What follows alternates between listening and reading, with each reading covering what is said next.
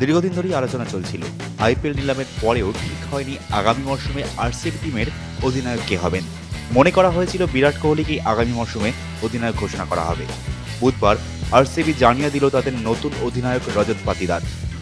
আগামী মাসেই আইপিএল শুরু হবে। তিনি সব দায়িত্ব সামলাবেন আরসিবি। 2022 সাল থেকে নিজে থেকেই ক্যাপ্টেন্সি থেকে সরে দাঁড়ান বিরাট কোহলি।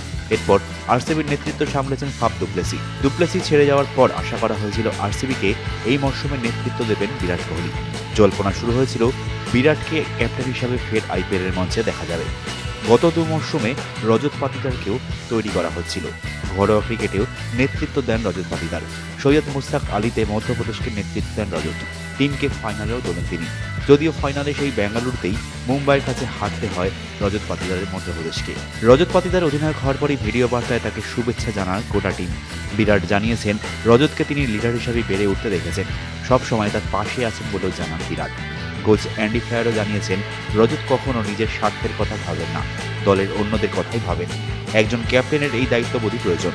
আরসিবি ডিরেক্টর মো বোবাত জানিয়েছেন রজতকে ক্যাপ্টেন করার সিদ্ধান্ত রাতারাতি সিদ্ধান্ত নয়।